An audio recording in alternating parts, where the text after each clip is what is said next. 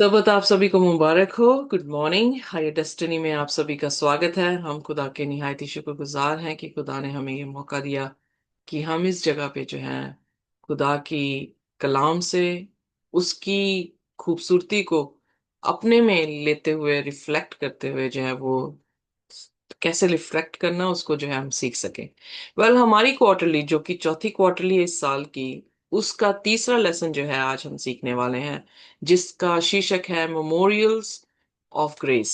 कि अनुग्रह जो खुदा ने हमें दिया है उसको किस तरह से जो है उसकी यादगारी जो है वो रखी जा सके। इससे पहले कि हम अपनी याद करने की आयत को देखेंगे, क्योंकि हम जानते हैं कि इस पूरे त्रिमास में यानी 3 महीने में हम यहोशू की पुस्तक जो है वो पढ़ रहे हैं, जो कि हम देख चुके हैं कि यहोशू की पुस्तक हमें नहीं मालूम कि किसने लिखी है, पर विश्वास किया जाता है कि शायद सैम्यूल ने जो है वो लिखी है, क्योंकि उसने रूत और न्यायियों की पुस्तक भी जो है लिखी है। बट जो कुछ भी इसमें लिखा है वो बिल्कुल सत्य है, क्योंकि उसकी गवाही जो है सिर्फ यही पुस्तक नहीं बल्कि भजन संहिता में भी और गिनती में भी मूसा उसका जो है सॉरी भजन संहिता में भी जो है उसका जिक्र दाऊद और अलग अलग भजन लिखने वाले लोगों ने जो है वो किया है। सो इसका अर्थ ये है कि यहोशू की पुस्तक में जो भी वर्णन किया गया है वो बिल्कुल सत्य है। पर आइए, आज का लेसन जो है वो हम देखेंगे। पर इससे पहले कि हम आज की याद करने की आयत को देखें, अपने सिरों को झुकाएंगे और हम प्रार्थना में जाएंगे। हमारे स्वर्गीय खुदावन, हम आपके सामने अपने सिरों को झुकाते हुए खुदावन आपका धन्यवाद करते हैं। हम माफ करें अगर हमने किसी भी तरह से गलत शब्द बोल दिए, माफ करें अगर किसी भी तरह से गलत सोच रख ली। हमें माफ कर दें खुदावन अगर हमने किसी के दिल को दुखाया। पर हमारी प्रार्थना है खुदावन कि आप हमें पवित्र करें, क्योंकि हम आपके चरणों में आए हैं। हम आपके साथ अपने संबंधों को मजबूत करने के लिए आए हैं खुदावन। और मसीह यीशु के वसीले से उनकी कुर्बानी के वसीले से खुदावन हम आपके बिल्कुल करीब आते हैं। प्रार्थना करते हैं कि हमें ग्रहण करें, हमें अपने लहू से धोकर साफ करें।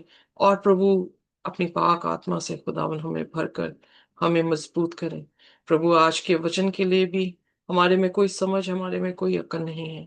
हम प्रार्थना करते हैं कि आप हमारे साथ बातचीत करें। आप बोलें और हम सुने, आप बढ़े और हम घटे। आपका नाम मुबारक ठहरे हमारे कामों से, हमारे बोलने से, हमारे सुनने से। खुदावन हम जो कुछ भी करें, आपके वचन में लिखा, पौलुस लिखता है कि जो कुछ भी हम करते हैं, चाहे खाते हैं या पीते हैं, हम प्रभु को महिमा दे सकें। खुदावन हमारे जीवनों को तब्दील कर दें और हमारे गुनाहों को माफ कर दें। इस प्रार्थना को यीशु के नाम से मांगते हैं, आमीन। सो आइए याद आमीन। करने की आयत को देखते हैं। यहोशू उसका चौथा अध्याय और उसकी 23 और 24 आयत। कोई भी जो है वो हिंदी में मेरे लिए पढ़ दे। 23 और 24 आयत यहोशू 4। जी। क्योंकि जैसे तुम्हारे परमेश्वर यहोवा ने लाल समुद्र को हमारे पार हो जाने तक हमारे सामने से हटाकर सुखा रखा था, वैसे ही उसने यरदन का भी जल तुम्हारे पार हो जाने तक तुम्हारे सामने से हटाकर सुखा रखा है। आमीन। इसलिए या आमीन। या सॉरी, पढ़ दीजिए इसलिए। इसलिए कि पृथ्वी के सब देशों के लोग जान ले कि यहोवा का हाथ बलवंत है, और तुम सर्वदा अपने परमेश्वर यहोवा का भय मानते रहो। आमीन। सो यहाँ पर जो याद करने की आयत है, हमें कौन सी चीज जो है वो काफी पावरफुल यहाँ पर लगी है? हमें परमेश्वर का भय मानना है। एग्जैक्टली। यहोवा का हाथ बलवंत है। मैन सो दोनों चीजें बहुत इंपॉर्टेंट है। और कोई चीज? उसने सामने परमेश्वर से हमारे लिए हमारी मुश्किलों को हमसे दूर करना जानता है। Man. Okay, yes sister Praveen. लाल समुद्र को उसने हटा दिया, एक सुखा एग्जैक्टली। दिया। तो यहाँ पर जो है हमारा जो लेसन है उसका नाम ही मेमोरियल है बाय ग्रेस, यानी याद रख। याद क्या रखना है कि जो 40 साल पहले उनके बाप दादों के साथ खुदा ने किया, वही 40 साल बाद जो है खुदा अपने लोगों के साथ जो है फिर दोबारा से करने पर है। सो याद रखनी चीजें जो है वो बहुत ही ज्यादा जो है वो जरूरी हैं, क्योंकि अगर हमारे स्मरण में चीजें ना हो तो हम उन चीजों पर विश्वास नहीं कर सकते। तो इसलिए यहाँ पर जो याद करने की आयत है, यहोशू यहोशू जो है वो परफेक्टली ये कहने की कोशिश कर रहा है कि खुदा जो है जिस तरह उसने 40 साल पहले मूसा के जरिए लाल समुद्र को दो हिस्सों में बांटा और सूखी जमीन वहां पे उनके लिए खड़ी कर दी ताकि वो उसको पार कर जाए, वैसे ही खुदा तुम्हारे साथ भी जो है वो करने वाला है। इनफैक्ट जब ये लोग कूच करते हुए यरदन नदी के पास आए हैं, तो उस दौरान में अगर आप इसको पढ़ें और उस महीने को देखें, क्योंकि ये फिर दोबारा से पहला महीना है यानी अप्रैल के दौरान है, और अप्रैल के दौरान में जो है उसके 10वें दिन की जो है वो वहां पे जिक्र किया गया है। तो ये वहां पर काफी ज्यादा बारिशें होने के कारण काफी ज्यादा जो है वो पानी का बहाव जो था वो बड़ा हुआ अ, होगा उस टाइम, क्योंकि अ, जो पानी वहां से आ रहा है वो पानी जो है बारिश के कारण, जैसे हमारे आप देखते हैं कि बड़ी पहाड़ में पहाड़ों की बर्फ जब पिघलती है उसके बाद पानी का बहाव जो है वो ज्यादा आ रहा है, उसी तरह से उस टाइम में आ, जब ये क्रॉस कर रहे थे तो पानी का बहाव जो था और नदियां जो थी वो ओवरफ्लो हो रही थी। और हम आज देखेंगे कि किस तरह से कितनी चौड़ाई कितनी जो है वो लंबाई थी। इट वॉज डिफिकल्ट, कि वो कोई बच्चों का खेल नहीं था जो उन्हें खुदा कह रहा था कि इसे जो है वो करने को। So how can entire village cross it? अब यहाँ पर लगभग जो है वो 3 मिलियन पीपल यानी 30 लाख के करीब जो है वो जनसंख्या हो चुकी थी, जिसमें कि आदमी थे, औरत थे, प्रेग्नेंट वुमेन भी होंगी, बच्चे भी होंगे, उनके जानवर जितने भी उनके पास थे, वो सभी ने जो है इसको क्रॉस करना था। और ये क्रॉसिंग जो थी खुदा ने सिर्फ कह दिया कि इसको जो है वो क्रॉस किया जाए, और फिर क्रॉस करने का जो उन्होंने प्री रिक्वेस्ट दिया है वो ये था कि सेंटिफाई योरसेल्फ, अपने आप को जो है वो तुम पवित्र करो। आज जो हम सीखेंगे किस तरह से उन्होंने यरदन नदी को क्रॉस किया, उनको क्यों जरूरत थी कि उन्हें पवित्र होना था, क्यों खुदा ने अपने वंडर्स या अपने अजीब काम जो है वो करवाने थे, और क्यों उनका, जो कि तीसरे अध्याय में हम सीखेंगे, और चौथे अध्याय में कि किस तरह से उन्हें रिमेम्बर करने को कहा कि वो फॉरगेट ना करें किसी तरह से। ये साइन ऑफ रिमेम्बरेंस है, और डेंजर्स को फॉरगेट ना करें, और यर्दन रिवर जो है उनके लिए माइलस्टोन्स यानी उनमें से पत्थर निकाले गए उनकी यादगारी के लिए। तो इसके बारे में आज हम जो है वो चर्चा करेंगे। सो आइए देखते हैं यहोशू उसका तीसरा अध्याय, जिसमें जिक्र आता है कि वो क्रॉस करने वाले हैं किसको? यरदन नदी को। सो मेरे साथ निकालिए यहोशू उसका 3 और उसकी 5वीं आयत। फिर यहोशू ने प्रजा के लोगों से कहा, तुम अपने आप को पवित्र करो, क्योंकि कल के दिन यहोवा तुम्हारे मध्य में आश्चर्य कर्म करेगा। सो यहाँ पर हम आमीन। देखते हैं कि परमेश्वर, दो चीजें यहाँ पे जरूरी हैं। कॉन्सिक्रेट योरसेल्फ, दूसरी चीज खुदा अमेजिंग थिंग्स यानी वंडरफुल थिंग्स जो हैं या वंडर्स तुम्हारे लिए जो है वो करेगा। सो वंडर्स जो है वो खुदा की एक स्पेशलिटी है, क्योंकि हम शुरुआत से देख रहे हैं कि खुदा उनके लिए जो है अद्भुत कार्य जो है वो करता आ रहा है, और उन्हें जो है ये महसूस करवा रहा है कि वही एक खुदा है, एकमात्र खुदा है जो ये सारी चीजें जो है वो कर रहा है। पर जब हम यहोशू की पुस्तक उसका तीसरा अध्याय उसकी पहली से 5 आयतों को देखते हैं, तो हम यहाँ पर ये देखते हैं कि वो शितिम एक ऐसी जगह है जहां पर आकर ठहरे हैं, और उनके सामने जो है वो यरदन नदी है। और 3 दिन की जो उनका कैंप वहां पे ठहरा रहा, उसके बाद खुदा उनसे कहता है कि अपने आप को जो है वो कॉन्सिक्रेट करो। पर ये कॉन्सिक्रेशन जो है एक और चीज को दिखाती है जो कि हमारी तीसरी आयत में है। आइए मैं सब पढ़ दें यहोशू उसका 3 और उसका तीसरा वचन। प्रजा के लोगों को ये आज्ञा दी, जब तुमको अपने परमेश्वर यहोवा की वाचा का संदूक और उसे उठाए हुए लेवीय याजक भी देख पड़े, तब अपने स्थान में कूच करके उसके पीछे पीछे चलना। सो यहाँ पर खुदा ने जो मुआवजा करना है उनके लिए, उसके लिए खुदा दो चीजों को जो है वो डिमांड कर रहे हैं। पहली चीज आर्क ऑफ कवेनेंट, जो कि आर्क ऑफ कवेनेंट शब्द से ही हमें पता लगता है कि ऐसा संदूक जो वाचा के साथ जो है वो जुड़ा है। ये यहोशू की पुस्तक में पहली बार जो है कवेनेंट को जो है वो आर्क ऑफ कवेनेंट करके जो है बुलाया गया है। और ये आर्क ऑफ कवेनेंट पहली बार सेंचुरी से बाहर आती हुई जो है वो नजर आती है। एम आई राइट?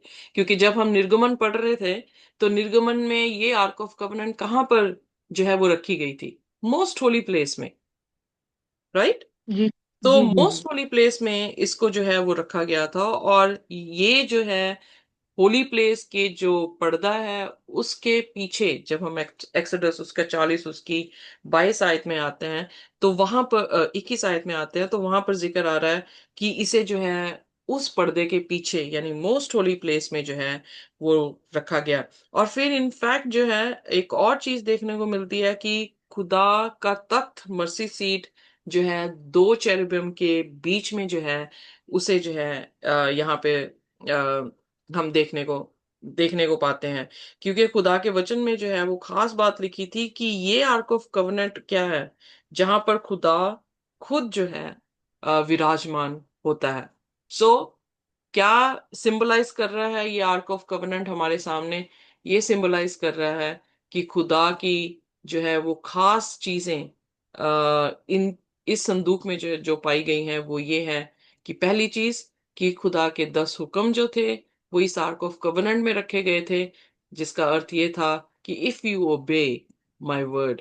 फिर इसमें जो है वो मन्ना जो खुदा उन्हें 40 साल मुहैया करता रहा, वो मन्ना जो है उसमें रखा जाता था, जो ये बताता है ही इज अवर प्रोवाइडर, और वो हमारी जीवन की रोटी है।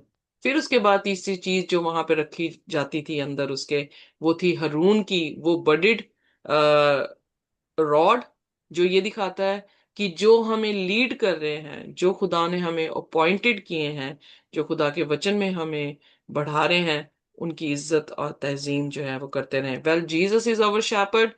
यीशु मसीह हमारा चरवाहा है जो हमें लीड कर रहा है। यीशु मसीह हमारी रोटी है जो हम खाते हैं और हम जीवित रह सकते हैं। यीशु मसीह वो हुक्म है, जो हुक्म 10 हुक्म है, जिसको समराइज दो में किया गया कि तू अपने खुदा से मोहब्बत कर और अपने भाई से जो है मोहब्बत कर। तो हम ऑलरेडी जो है ऑफरिंग्स में देख चुके हैं किस तरह से ये दो हुक्म जो है मसीह में पूर्ण हुए। सो कमांडमेंट भी, खुदा के हुक्म भी किसके करेक्टर को दिखा रहा है? प्रभु यीशु मसीह के करेक्टर को जो है वो दिखा रहे हैं। सो उनको ये कहा गया कि जो लेवी हैं या हारून और हारून के घराने के लोग हैं, वो लोग जो हैं वो आर्क ऑफ कवेनेंट को जो है वो उठाएंगे, और वो आगे आगे चलेगी आर्क ऑफ कवेनेंट। और उसके पीछे पीछे क्या होगा? उस ट्रेडिशन को फॉलो करने से पहले क्या करना पड़ेगा? अपने आप को कॉन्सिक्रेट, अपने आप को पवित्र जो है वो करना पड़ेगा। सो इसलिए आप एक्सोडस उसका 25 उसकी 22 और नंबर 789 में जब आप पढ़ते हैं, तो आपको पता लगता है कि खुदा जो है इसी आर्क ऑफ कवेनेंट के ऊपर अपनी उपस्थिति जो है वो देते थे। तो मैं इसको पढ़ूंगी नहीं, पर आप जो है इसे घर में जाकर जो है वो पढ़ सकते हैं। नाउ अब सवाल उठता है कि सेंटिफाई या कॉन्सिक्रेट वर्ड जो है उसका अर्थ क्या है? उसका अर्थ ये है कि आप अपने आप को जो है पवित्र करते हैं। पवित्र का मतलब आप अपने आप को सेट अपार्ट करते हैं। सेट अपार्ट मतलब आप अपने आप को दुनिया से डिफरेंट करते हैं। यानी जहां पर लोग चुगली करने वाले हैं, जहां पर लोग दोष लगाने वाले हैं, जहां पर लोग जो है वो अलग अलग तरह के पाप करते हैं, आप उन लोगों से थोड़े डिफरेंट जो है वो दिखें। इसको कहते हैं कॉन्सिक्रेट। दूसरे शब्दों में एक और अच्छी जो है वो आयत वो आपको दे देते हैं कि उस आयत में अ, मतलब ये है कि आप किसी तरह से भी पाप में शरीक नहीं हो रहे हैं। आपने पाप को जो है अपनी जिंदगी से निकाल दिया है। आइए देखें डिट्रॉनमी यानी व्यवस्था विवरण, उसका 23 और उसकी 14 आयत। जी। क्योंकि तेरा परमेश्वर यहोवा तुझको बचाने और तेरे शत्रुओं को तुझसे हरवाने को तेरी छावनी के मध्य घूमता रहेगा, इसलिए तेरी छावनी पवित्र रहनी चाहिए। ऐसा ना हो कि वह तेरे मध्य में कोई अशुद्ध वस्तु देखकर तुझसे फिर जाए। सो यहाँ पर वेरी इंपॉर्टेंट चीज जो सीखने को ये मिली है कि हमारे एनिमीज हैं, पर हमारी एनिमीज से प्रोटेक्शन कौन हमें दे रहा है? खुदा। खुदावन खुदा। अब ये आम चीज हम सभी जानते हैं कि खुदा हमारा रक्षक है, खुदा हमारे एनिमी से जो है हमें प्रोटेक्ट करता है। पर हम ये नहीं जानते या हम इन बातों को फॉलो नहीं करते हैं कि उसकी प्रोटेक्शन कब आती है हमारे ऊपर। कई बार जो है कई बार हमारे ख्याल में आता है कि शायद खुदा ने हमारे दुश्मनों पर न्याय किया, उन्हें जो है तबाह कर दिया।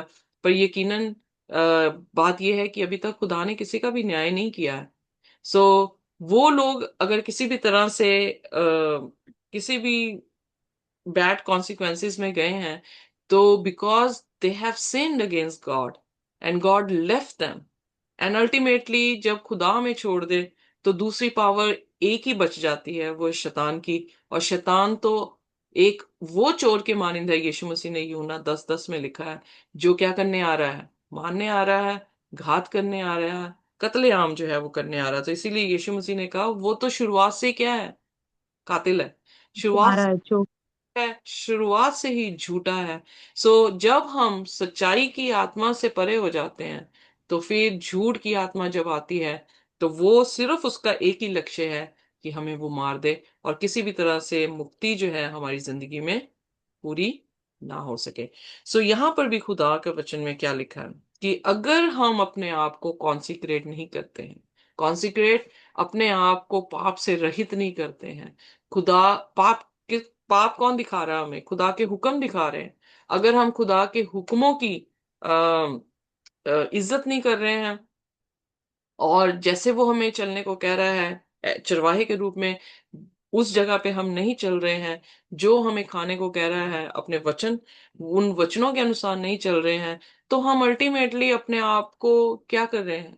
पाप में जो है जैसे गूंदा हुआ आटा, उसमें क्या डाल दो, अगर खमीर डाल दो तो पूरा का पूरा खमीरी हो जाता है। सो अखमीरी जो रोटी है या बिना पाप के रोटी है, उसको प्रभु यीशु मसीह उसको परमेश्वर का कलाम ओल्ड टेस्टामेंट में भी जो है दिखा रहा है। और यहाँ पे लिखा है कि कुछ ऐसा मत करना। पहली चीज कि वो हर दुश्मनों से तुम्हें प्रोटेक्ट करेगा। दूसरी चीज कि कुछ ऐसा अशुद्ध मत करना कि जब खुदा डेरा करने के लिए आए और शुद्ध देखे तो वो तुम्हारे से क्या कर ले? मुंह फेर ले। सो यशायाह भी इसी तरह से कहता है कि खुदा का हाथ छोटा नहीं कि हमें बचा ना सके, खुदा के कान बहरे नहीं कि हमारी दुआ को ना सुन सके, पर तुम्हारे और खुदा के बीच में क्या है? पाप की दीवार है कि वो उसने आपको और खुदा को जो है वो दूर कर दिया है। सो पहली चीज, हमारी दुश्मनी या हमारे दुश्मन खुदा खुद ब खुद दूर कर देता है जब हम खुदा के साथ पवित्र होते हैं, जब हम खुदा की आज्ञा के अनुसार चल रहे होते हैं, जब खुदा खुदा के पवित्रता यानी पाप से हम अपनी जिंदगी को मुंह फेर लेते हैं। इसीलिए पौलुस अपनी पत्रियों में बार बार इन्हीं चीजों को बोल रहा है, रोमियोस के 6 अध्याय में भी, और फिर दूसरा कुरिन्थियों उसका 5 उसकी 17, जो कि बहुत ही मशहूर है कि जो मसीह में है वो एक नए जो है वो मखलूक है, एक नई क्रिएशन है, क्योंकि उन्होंने क्या किया है? वो उन्होंने क्रूसीफाई कर दिया है अपनी पाप वाली जिंदगी को और रेजरेक्ट हुए हैं मसीह के स्वरूप वाली जिंदगी में। सो हमारी ट्रांसफॉर्मेशन जो है हम देखते हैं। सो अगर हमारी बीच में ट्रांसफॉर्मेशन नहीं हो रही है तो क्या है? खुदा हमारे बीच में डेरा नहीं कर रहा है और हमारे दुश्मन खुदा नहीं दूर जो है वो कर रहा है। सो इसलिए to win above our enemies हमें क्या करना है? हम पाप ना करें, खुदा के अधीन रहें, और खुदा खुद ब खुद हमारे लिए जो है वो क्या करता है, लड़ाई लड़ता है। इसीलिए बाइबल में लिखा है कितनी बार कि stand still and see the salvation of God. So ark of covenant को कहा गया कि इसे आगे आगे लेकर जाया जाए।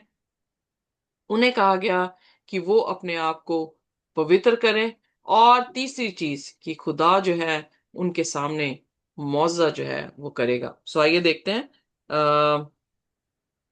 यहोशू उसका 3 और उसकी 16 आयत।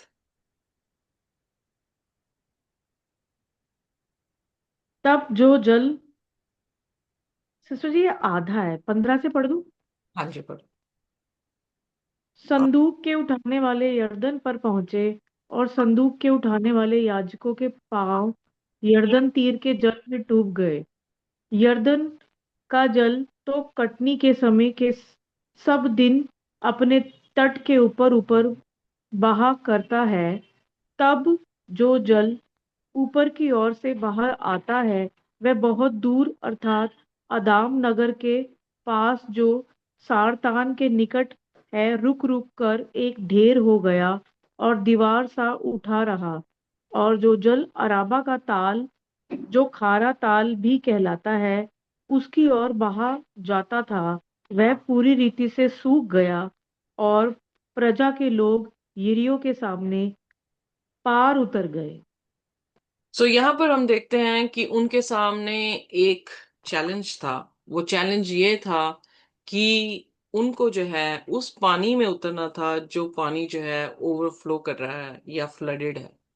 इमेजिन करें कि खुदा जो है जब 40 साल पहले उनके बाप दादों के सामने हर वंडर्स, हर अचंभे काम जो है वो कर रहे थे, तो वो क्यों बियाबान में मर गए? क्योंकि उन्होंने खुदा के अचंभे कामों को अप्रिशिएट नहीं किया। उन्होंने खुदा को जो है वो अप्रिशिएट नहीं किया। अब खुदा ने एक टेस्ट रख दिया एक न्यू जनरेशन का, क्योंकि हम ऑलरेडी देख रहे हैं कि कैलब और यहोशू के अलावा और कोई भी जो है वो नई जनरेशन के साथ मुल्क कनान या यरदन नदी के पास जो है वो नहीं पहुंचे थे। अब टेस्ट उनके लिए बड़ा खास था कि क्या वो विश्वास करेंगे, क्या उनके पास विश्वास है, जिन्होंने पहले नहीं देखे थे मौजे पर सुन रखे थे, और अब खुदा कह रहा है कि वो सेम मौजा उनके साथ करने पर है, तो क्या वो विश्वास से उस पानी में उतरेंगे या नहीं उतरेंगे? सो बाइबल में जब हम पूरे अध्याय को आप पढ़ेंगे तो आपको देखने को मिलेगा कि जो यरदन नदी थी वो लगभग 20 मील लेंथ में जो है खुदा ने सुखा दी।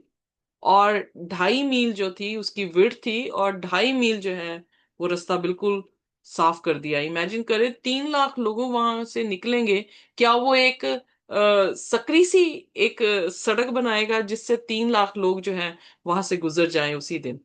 नहीं। 20 मील की जो है वो ड्राइनेस, मतलब पानी जो है 20 मील दूर कर दिया खुदा ने, और उसे फाड़ दिया, मतलब सेपरेट कर दिया जॉर्डन रिवर को 20 मील लेंथ वाइज, और विड्थ वाइज जो थी वो 2.5 मील के करीब जो है खुदा ने जमीन जो है सूखी जमीन उनके सामने खड़ी कर दी। पर वो वॉन्डर उसने कब किया? जब लेवियों ने विश्वास किया और लेवियों ने अपने पानी में जो है वो पांव रख दिए। वेल यहाँ पर तो सिर्फ 4 जो है वो लेवी खड़े दिखाई दे रहे हैं, पर लगभग 12 जो थे वो याजक थे, जिन्होंने चारों कोनों कोनों में जो है वो पकड़ा था। क्योंकि अगर आप मैं वेल अभी टाइम नहीं है कि मैं आपको पढ़ाऊं, पर आप देखेंगे कि 12 गोत्रों में से 12 लोग चुने गए, और उन लोगों ने जो है कमांड द प्रीस्ट जो कि प्रीस्ट थे। सो प्रीस्ट जो थे वो 12 जो है वो चुने गए। Give me a minute, sorry, I need a verse. या 12वीं आयत आइए देखिए, यहोशू 3 उसका 12वां वचन। इसलिए अब इज़राइल के गोत्रों में से 12 पुरुषों को चुन लो, कि वह एक एक गोत्र में से एक पुरुष हो। हम्म, आगे बढ़ना। और और जिस समय पृथ्वी भर के प्रभु यहोवा की वाचा का संदूक उठाने वाले याजकों के पांव यरदन के जल पर पड़ेंगे। उस समय यरदन का ऊपर से बहता हुआ जल थम जाएगा और ढेर होकर ठहरा रहेगा। सो खुदा ने 12 लोगों को जो है 12 गोत्रों को रिप्रेजेंट किया वहां पर, और फिर जो है याजकों को कहा कि वो, तो याजक यूजुअली जो थे वो 12 होते थे, जो तीन left upper side, right upper side, और लेफ्ट डाउन साइड, और राइट, यू नो। सो उनके पाँव जो है वो पड़ने थे, और इतना ही नहीं, अगर आप ज्यादा आगे जाके देखें तो उनको मध्य में खड़े होना था। वो तब तक खड़े रहे जब तक कि पूरी की पूरी इज़राइल जो थी वो यरदन को पार नहीं कर गई। सो एंड में आप थर्ड और फोर्थ चैप्टर जब पढ़ेंगे तो एंड तक जो है वो वहीं पे खड़े रहे हैं पानी में। इमेजिन करें अगर आपको कहा जाए कि फ्लडेड वाटर में जाके खड़े हो जाओ, और मैं जो हूँ इस पानी को दो भागों में जो हूँ वो खोल दूंगा, तो क्या ये हमारे लिए बड़ा चैलेंज नहीं होगा? वेल, आप कहेंगे यरदन नदी में भी ऐसा हुआ, लाल समुद्र में भी हुआ, तो खुदा मेरे साथ भी कर देगा, तो मेरे लिए चैलेंज नहीं है। पर हमारी अपनी जाति जिंदगियों में इतने बड़े बड़े चैलेंजेस जब खड़े होते हैं, तो क्या हम शांति पूर्वक खुदा की हुक्म के अनुसार कि उस पर भरोसा कर, या खुदा के हुक्म के अनुसार कि ये कामनेस हमारी जिंदगी में हो कि खुदा हमारे साथ है, हमें कुछ नहीं होने वाला है, क्या वो एटीट्यूड जो है हमारी प्रॉब्लम्स में, हमारे चैलेंजेस में हम जो है वो लेकर आ सकते हैं कि नहीं? सो प्रश्न ये उठता है कि उनके लिए भी ये बहुत बड़ा चैलेंज था, पर खुदा ने उनके विश्वास का टेस्ट किया, और वो विश्वास में जो है वो दिखाई दिए, बहुत आयत से अच्छी तरह से दिखाई दिए, और खुदा ने उनके सामने जो है वो वॉन्डर किया। Well, God is who only does wondrous things। आइए देखते हैं भजन संहिता उसका 72 एंड वर्स 18। जी, भजन संहिता 72 वर्स 18। जी। धन्य है यहोवा परमेश्वर जो इज़राइल का परमेश्वर है।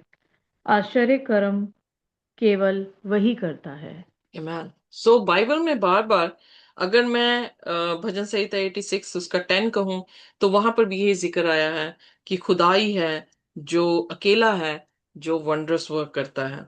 और इनफैक्ट अगर पुराना नियम ये कह रहा है कि खुदा हमारे सामने जो है वंडरस वर्क करता है, नया नियम ये कह रहा है कि उसका कॉन्ट्रफिट खड़ा हो रहा है, एक ऐसी इमेज खड़ी हो रही है जो इमेज क्या करने वाली है? वॉन्डरस वर्क करने वाली है। क्योंकि आपको कैसे भरमा सकता है? आपको वो, आप एक नोट लेते हैं रुपए का, 10 रुपए का, या 100 रुपए का, आप उसको नकली बनाएंगे। कैसे बनाएंगे? आप रूबरू उसकी जो है वो कॉपी करेंगे, ताकि लोग सोचें कि ये सचमुच में क्या है, असली नोट है। पर कहीं ना कहीं पर एक धारी जो है वो मिसिंग होने के कारण हमें पता लगता है कि ये असली नहीं है, ये क्या है, नकली है। एग्जैक्टली वही चीज शैतान ने करने की कोशिश की। आज दुनिया भरमाई कैसे जा रही है? वंडरस वर्क के साथ, कि खुदा जो है सिर्फ खुदा ही वंडरफुल या वंडर्स जो है वो कर सकता है, मौजे कर सकता है। आज पूरी दुनिया भरमाई जा रही है कि मौजों के साथ, पर मौजों में क्या चीज मिसिंग है, वो खुदा का कलाम ही हमें बता सकता है कि ये राइट मौजा है, खुदा की तरफ से है, या ये रॉन्ग जो है वो मौजा है। सो यहाँ पर हम देखते हैं कि शैतान ने कॉन्ट्रफिट किया कि खुदा जैसे मौजे करने वाला परमेश्वर है, उसने भी अपनी दुकान जो है वो मौजों के साथ की। पर उसे फॉल्स प्रॉफिट कहा गया है, उसे फॉल्स क्राइस्ट कहा गया है, उसे फॉल्स लैम कहा गया है, उसके वंडर्स को फॉल्स कहा गया है, क्योंकि वो पवित्र आत्मा के जरिए से नहीं, बल्कि प्रकाशित वाक्य 16 अध्याय में हम देखते हैं कि दुष्ट आत्माओं के जरिए से 3 मेंढक जो है उनके मुंह से दुष्ट आत्माएं निकलती हुई दिखी, और उन्होंने क्या किए? उन्होंने अचंबा किया, अचंबे काम किए। और 13 अध्याय में जिक्र आता है कि वो आसमान से भी आग जो है वो नीचे ले आएगा। सो वहां पर भी वॉन्डर जो है वो कर रहा है। पर एक चीज में वो किसी भी तरह से भरमा नहीं सकता हमें।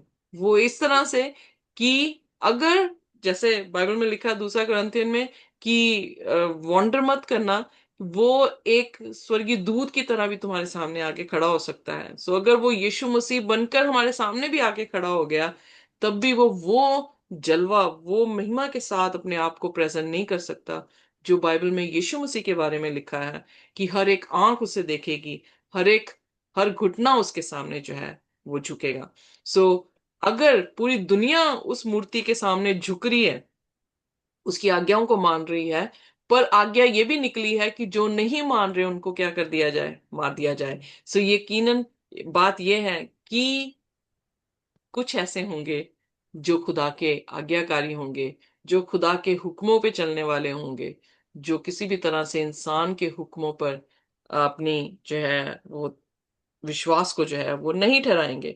सो यहाँ पर हम देखते हैं कि खुदा ही है जो वंडर्स कर सकता है। भजन संहिता उसका 9 उसकी पहली में भी लिखा है कि मैं खुदा का धन्यवाद अपने पूरे दिल से करूंगा और उसके वंडरफुल डीड्स जो हों उसको स्मरण करूंगा। सो हमें जो है खुदा के अचंभे कामों को हमेशा स्मरण करते रहना चाहिए कि खुदा ने हमारी जिंदगियों में या हमारे बाप दादों की जिंदगियों में कितने अच्छे काम किए हैं, और वो काम हमारी रिमेम्बरेंस में हो ताकि हम भी उसको जो है उसी तरह से इज्जत और तहजीम जो है वो दे सकें।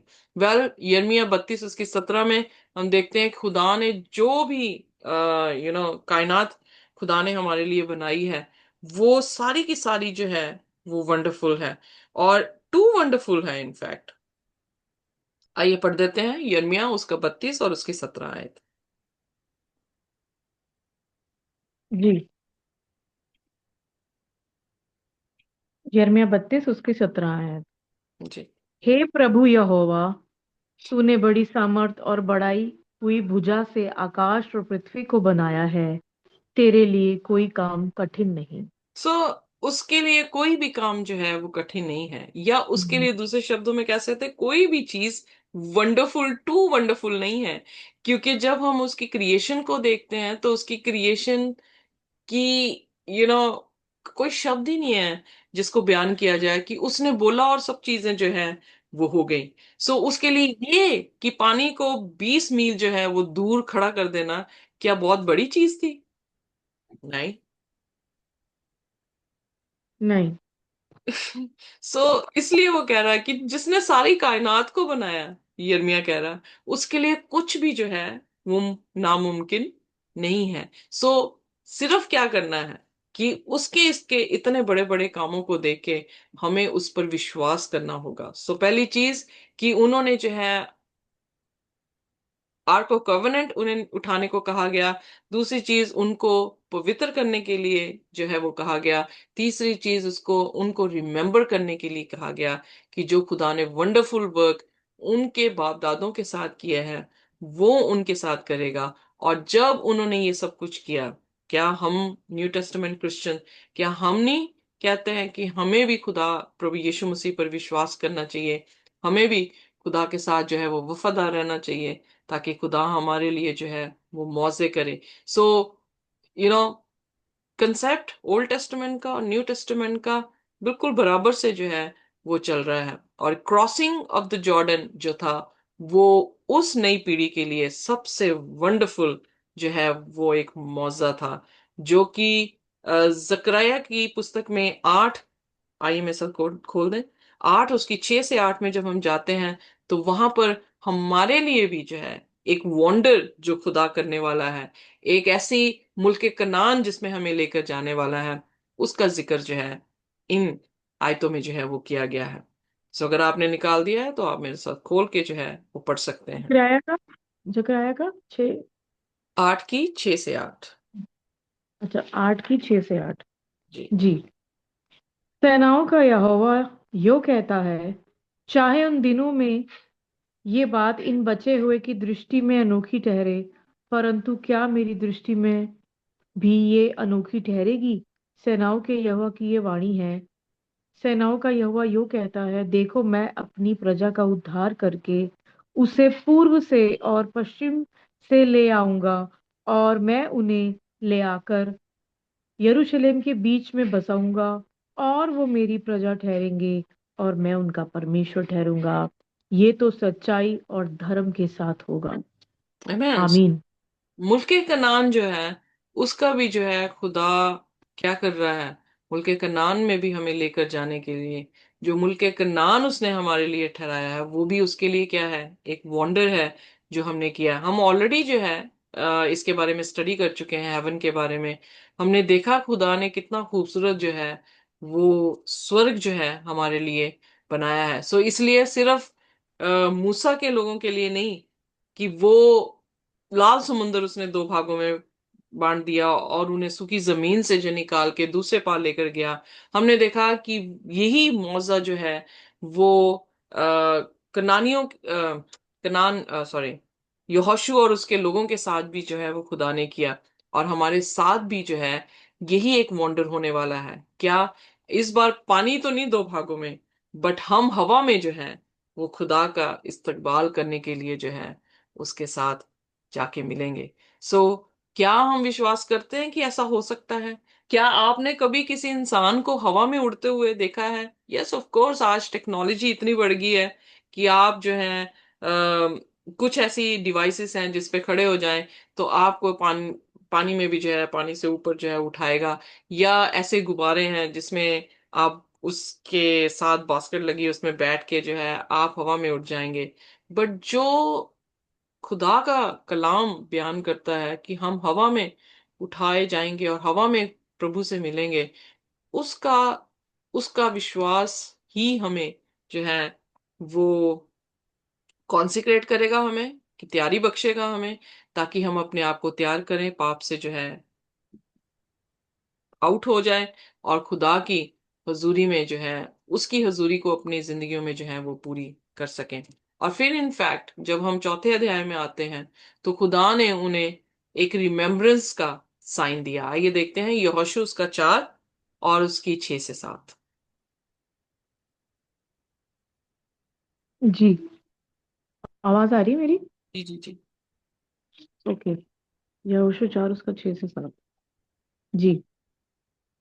जिससे ये तुम लोगों के बीच चिन्ह ठहरे, और आगे को तुम, जब तुम्हारे बेटे ये पूछे इन पत्थरों का क्या मतलब है, तब तुम उन्हें ये उत्तर दो कि यरदन का जल यहोवा की वाचा के संदूक के सामने से दो भाग हो गया था, क्योंकि जब वह यरदन पार आ रहा था तब यरदन का जल दो भाग हो गया। तब अतः अतः ये पत्थर इज़राइल को सदा के लिए स्मरण दिलाने वाले ठहरेंगे। तो यहां पर हम देखते हैं कि खुदा ने फिर एक साइन जो है उनके साथ रखा। वो साइन क्या था? उनको याद कराने वाला। याद है आपको कोई ऐसी आज्ञा जिसमें लिखा हो याद करके, यू नो? और वही आज्ञा को जब हम व्यवस्था विवरण उसकी 5 उसकी 15 में देखते हैं तो खुदा एक चिन्ह दे रहा है। सो चिन्ह का क्या अर्थ है? बाइबल में चिन्ह जो है वो काफी मतलब जो है वो रखते हैं।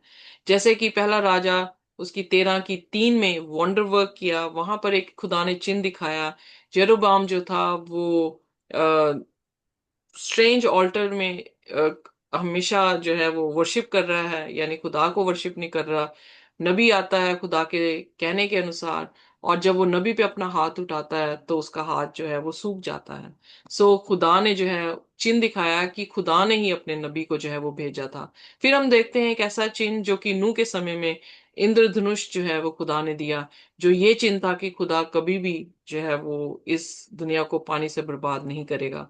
फिर एक और चिन्ह हमने निर्गमन में देखा कि वो मेमने के लहू को अपने दरवाजे पर लगाएंगे, जो उनके रिडेम्पशन को जो है वो दिखा रहा है कि मौत से उन्हें जो है वो बचाया जाएगा। फिर हम इजिकल उसके 20 उसकी 20 में एक ऐसा डिस्टिंक्ट चिन्ह देखते हैं जो सब्बत का दिन है, जो ऐसा चिन्ह है कि वो खुदा उनका परमेश्वर है और लोग उसके लोग हैं, और वो अपने लोगों को जो है वो शुद्ध करता है। और यहाँ पर उत्पत्ति 28 उसकी 18 में जब यकूब के साथ खुदा की मुलाकात हुई तो यकूब ने वहां पे पत्थर रखकर उसे यादगारी का एक पत्थर बनाया, और उस पत्थर को जो है उसने बेथेल कहा। सो कहने का अर्थ है या सो कहने का अर्थ है कि जो खुदा साइंस हमें दे रहा है, वो साइन जो है वो एक रिमेम्बरेंस है कि हम उसको ना भूलें, हम ये याद रखें कि खुदा ने हमारी जिंदगी में जो है वो क्या काम किया है, और हम सिर्फ अपने तक ना रखें, अपने बच्चों तक जो है वो लेकर जाएं। वेल इनफैक्ट यहाँ पे लिखा कि उन्हें ये कहा गया, कहानी इस तरह से है कि यरदन नदी पार, जब पानी में उन्होंने पांव रखने शुरू किए 12 याजकों ने, तो पानी जो है वो सूखना शुरू हुआ, और पानी जो है जैसे मैंने कहा कि वो दो भागों में बट गया। ये लोग जो हैं उन्हें कहा गया कि वो मध्य में खड़े रहें, और जब वो मध्य तक पहुंचे हैं, तब जो है इजरायली कौम जो है वो फॉलो कर रही है, और वो इस सूखी भूमि से निकल रही है। खुदा ने जब निकल गई है, तो खुदा ने उनसे कहा कि अब पानी में से जो है वो 12 पत्थर निकालो। सो बड़े बड़े पत्थर जो है, जो स्ट्रॉन्ग मैन थे या आदमी थे, उनको आज्ञा दी गई कि वो 12 जो है वो निकालें। सो हम देख रहे हैं 12 जो है वो गोत्रों से लोग लिए गए हैं, 12 जो है वो पत्थर लिए गए हैं। सो 12 जो आंकड़ा है वो एक लीडरशिप को जो है वो दिखाता है। सो यहाँ पर 12 पत्थर जो कि 12 गोत्रों को रिप्रेजेंट कर रहे हैं, और उनकी टेस्टमनी है, उनकी गवाही है कि खुदा ने उनकी आंखों के सामने क्या किया है, कि ये मौजा किया है, और यरदन नदी को सुखा के इन्हें सूखी जमीन से जो है वो लेकर आया है। सो उन्होंने वहां पर पत्थर इरेक्ट किए, यानी खड़े किए, और उस पत्थर को इसलिए इरेक्ट किया गया ताकि वो ये वॉन्डर्स, खुदा के मौजे जो हैं, वो अपने बच्चों को, अपने बच्चों के आगे बच्चों को जो है वो सुनाते चले जाएं, ताकि खुदा की ये नॉलेज जो है कि हम विश्वास से बचाए जाते हैं। अगर हम विश्वास करें तो खुदा जो है वो मुआवजा करता है, ये हमारी जनरेशन टू जनरेशन जो है वो आगे चलती जाए। पर डेंजर क्या है कि अगर हम भूल जाते हैं, आइए देखते हैं न्यायियों की पुस्तक उसका 3 और उसकी 7वीं आयत।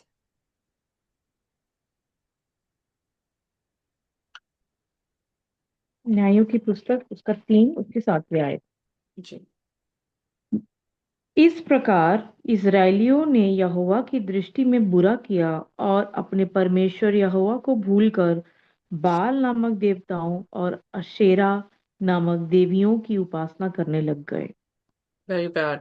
कि इज़राइल ने जो है जब इतने अचंभे काम खुदा के देखे, इनफैक्ट कल हम भी बात कर रहे थे, तो हम कह रहे थे कि हम भी उनसे कोई अच्छे नहीं हैं, हमारे सामने भी खुदा अच्छे काम करता है, पर हम किस तरह से आराम से भूल जाते हैं। और हालांकि ये भी बात हम डिस्कस कर रहे थे कि जब वो यरदन नदी पार कर रहे थे, तो यरीहो के जो लोग थे वो देख सकते थे कि उनके लिए जो है वो उनके लिए जो है खुदा ने यरदन नदी को जो है वो खोल दिया, पर फिर भी इतने ढीठ थे, फिर भी वो उन्हें आने नहीं दे रहे थे। वो अपनी सामर्थ्य में, या अपनी जो मैन पावर थी, या आर्मी थी, या अपनी प्रोटेक्शन थी, क्योंकि उनकी दीवारें बड़ी ऊंची थी, वो इतना घमंड कर रहे थे उस चीजों में कि उन्होंने खुदा की उस वंडरफुल जो न्यूज उन्होंने सुन भी रखी थी, और शायद अब देख भी रहे होंगे, उस चीज को बहुत अंडर एस्टिमेट कर दिया। और इस कारण जो है खुदा ने वहां का एक भी शख्स जो है वो जीवित नहीं छोड़ा, एक्सेप्ट रहाब और उसके परिवार में जितने भी थे। सो हम देखते हैं कि उसके अपने लोगों ने भी जो है जब अपनी आंखें खुदा से दूर की, पहली चीज उन्होंने खुदा की नजरों में जो है पाप किया। क्यों?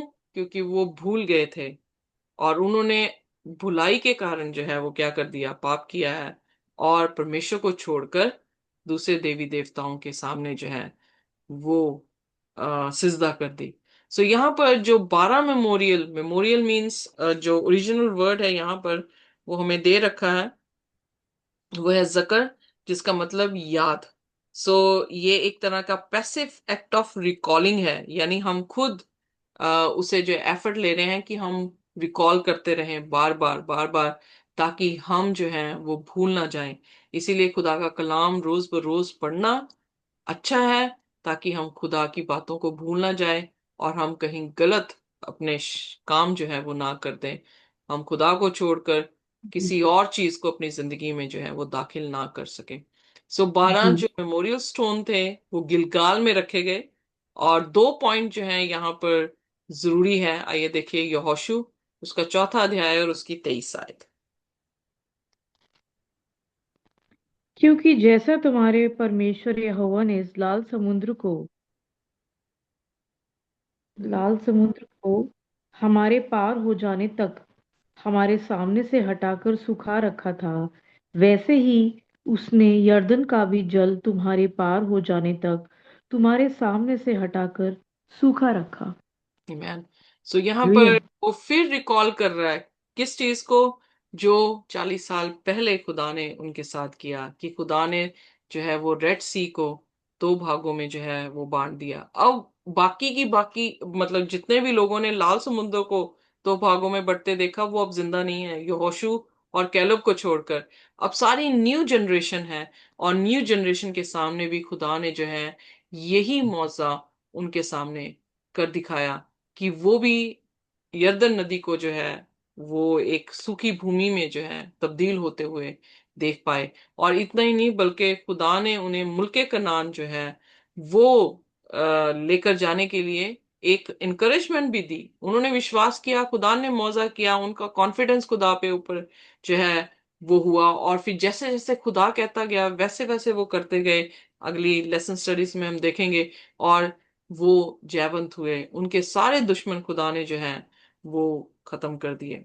सो न्यू जनरेशन जो थी अपने पुराने बाप दादाओं के जैसे वो गलत क्या कह सकते थे, डिसीजन बना सकते थे। पर इसीलिए यहोशू उन्हें बार बार जो है रिकॉल करवा रहा है, बार बार उन्हें रिमेम्बर करवा रहा है कि जो खुदा ने पहले किया वो खुदा हमारे साथ भी करेगा। सो इसलिए अनफॉर्चुनेटली जब जजिस में हम देखते हैं तो वो भूल गए कि खुदा जो है वो कैसे काम करता है, और खुदा ने जो है जो उनके कॉन्सिक्वेंसेस थे उनको फेस करने के लिए उन्हें छोड़ दिया। सो आइए हम भी इसी तरीके से जो हमारे बाप दादों ने सच्चाइयां हम तक पहुंचाई हैं अब तक, उसे कभी भी भूले ना। हम हमेशा रिमेम्बर करें कि किस तरह खुदा उनके साथ वफादार रहा। अंत के समय में भी जब पीड़ाएं आने वाली हैं, जबकि परसिक्यूशन आने वाला है, उस परसिक्यूशन में जो है 1260 साल के लोगों के बीच में जिन लोगों को खुदा ने बचा के रखा, किस तरह से काम किया, वो हमारी जो है यादगारी है। वो हमें स्मरण कराता है जब एलिया को भूखमरी में किस तरह से कौओं के जरिए से खुदा ने रोटी दी। हमें याद करने की जरूरत है, हमें फॉरगेट नहीं करना है, हमें उसे रिकॉल करते रहना चाहिए, ताकि हमारा विश्वास जो है वो खुदा में और मुकम्मिल जो है वो बनता चला जाए, और हम अपने विश्वास में किसी भी तरह से डगमगाए ना, अपने तरीके ना ढूंढे कि खुदा किस तरह से जो है अगर मैं ये कर लूं या मैं वो कर लूं तो शायद मैं इस तरह से जो हूँ बच जाऊंगी। बट यहाँ पर हम देखते हैं कि खुदा उनके सामने इतना बड़ा यू नो पानी का ढेर खड़ा है, यरदन नदी है वहां पर, और उस यरदन नदी को पार करने के लिए उनके पास कोई ऑप्शन ही नहीं है। हमारे पास तो फिर ऑप्शंस है, उनके पास कोई ऑप्शंस भी नहीं थे। पर खुदा ने किस तरह से उस पानी की पानी के बेड को यानी यू नो एकदम स्वाइप कर दिया, एकदम जो है सुखा के जो है वो पीछे मार दिया। सो खुदा पे भरोसा करें, खुदा के सामने अपने आप को असमर्थीय रखें, क्योंकि जब हम वीक होते हैं तभी खुदा हमें क्या करता है, स्ट्रेंथन करता है। खुदा के हुक्म की इज्जत करें, अपने आप को पवित्र रखें, ताकि जब खुदा हमें आने के लिए बचाने के लिए हमारे मध्य में आए तो कोई भी ऐसा पाप हमारे में पाया ना जाए कि हमें वो छोड़ के चला जाए, बल्कि हम खुदा के लहू से पवित्र रहें, कि जब कोई चैलेंजेस भी आने वाले टाइम में हमारे सामने आए तो खुदा ऐसे वंडर्स करके हमारे विश्वास को कायम रखे। और ये तभी हो सकता है अगर हम हमेशा रिमेम्बर करें कि खुदा ने हमारे बाप दादों के साथ कैसे किया, तो हमारे साथ भी ये मौजे जो है वो होंगे। हम भी हवा में जो है उठा लिए जाएंगे और दूसरे लोग छाती पीटते हुए खत्म हो जाएंगे। सो आइए खुदा के अधीन रहें, किसी भी तरीके से पाप ना करें, और खुदा से कहें कि वो हमारी जिंदगी को जो है वो पवित्र करता चला जाए, ताकि वो हमारे मध्य में हमेशा वास करे, और उसका मध्य में आना हमें ट्रांसफॉर्म करता रहे। सिर्फ हमें ही नहीं, बल्कि जो भी हमारी एसोसिएशन में आए वो बदलते चले जाए। आमीन। आमीन।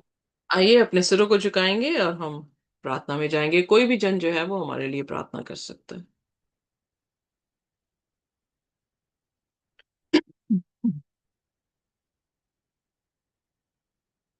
आसमानी बाप, हम आपके शुक्रगुजार हैं, धन्यवाद करते हैं प्रभु इन वचनों के लिए जो आपने हमें दिया।